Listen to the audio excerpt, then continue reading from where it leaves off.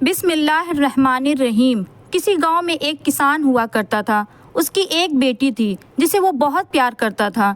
बेटी जो भी ख्वाहिश करती किसान उसे पूरा करने की कोशिश करता, पर जाने अनजाने में किसान अपनी बेटी को अच्छे तौर तरीके से दूर करता जा रहा था।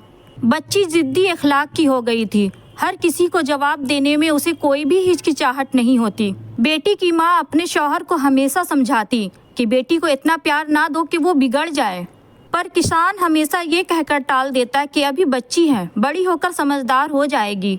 देखते ही देखते वक्त गुजरा और बेटी बड़ी हो गई।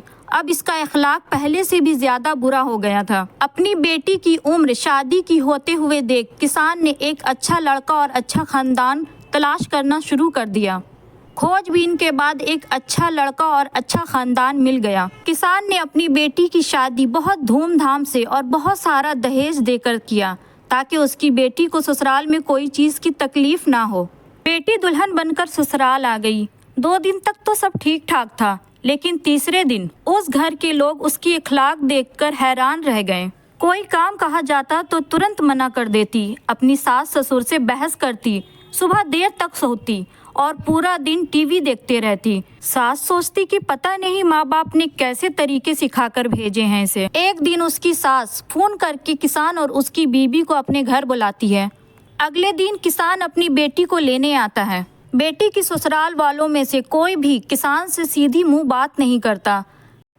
किसान ने ऐसा माहौल देखकर उसकी सास से कहा, बहन, मैं अपनी बेटी को 4-5 दिन के लिए घर लेकर जा रहा हूँ। 4-5 दिन के बाद मैं उसे लाकर छोड़ दूंगा। सास गुस्से में कहने लगी, कोई ज़रूरत नहीं है दोबारा वापस लाने की। तुम अपनी बेटी को भी ले जाओ और जो दहेज दिया है उसे भी ले जाओ।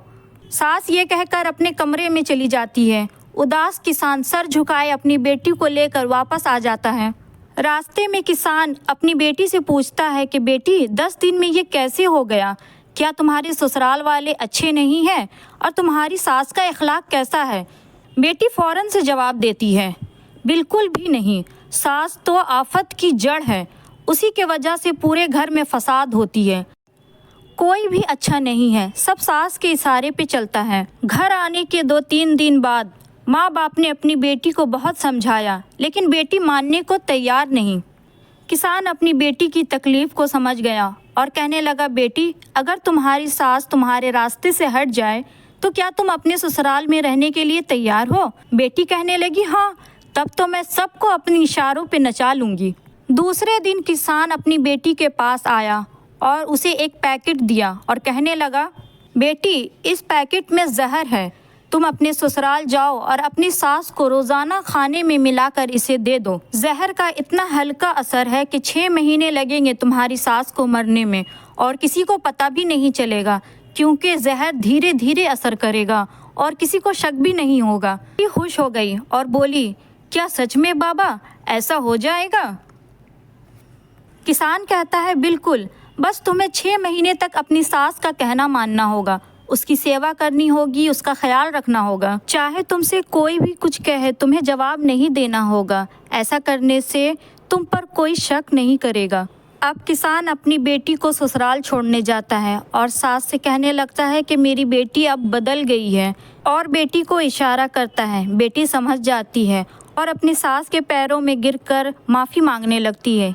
ये देखकर सास सोचने लगती है कि भला ऐसे कैसे हो गया। सास अपनी बहू को एक मौका देने के लिए तैयार हो जाती है। अब बेटी अपने ससुराल में बहुत ही शांति मिजाज से रहती है। सुबह सबसे पहले उठ जाती है, सबके लिए नाश्ता बनाती है, अपनी सास ससुर की देखभाल करती है और कोई कुछ कहता तो जवाब भी नहीं देती। वक्त पर खाना बनाती और सास के खाने में चुटकी भर जहर भी दे देती। सास ससुर कहने लगे कि हमने अपनी बहू को पहचाना नहीं।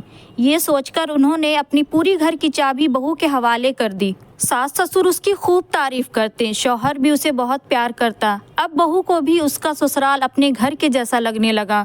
4 महीने यूं ही गुजर गए। अब सास के खाने में जहर डालते वक्त उसके हाथ कांपते। अब सास उसे अपनी माँ जैसी लगने लगी। अब बेटी अपने मायके आई और रोते हुए अपनी बाबा से कहने लगी, बाबा, मेरी सास को बचा लो, मैं नहीं चाहती कि वो मर जाए, वो तो मेरी माँ से भी अच्छी है। किसान कहने लगा, क्यों? वो तो आफत की जड़ थी, अब तुम उसे क्यों बचाना चाहती हो? वो कहने लगी, नहीं बाबा, ऐसा नहीं है, वो बहुत अच्छी है, आप उसकी जान बचा लो।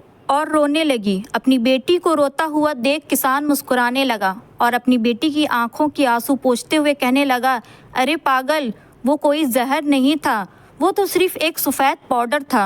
तुम फिक्र मत करो, तुम्हारी सास को कुछ भी नहीं होगा।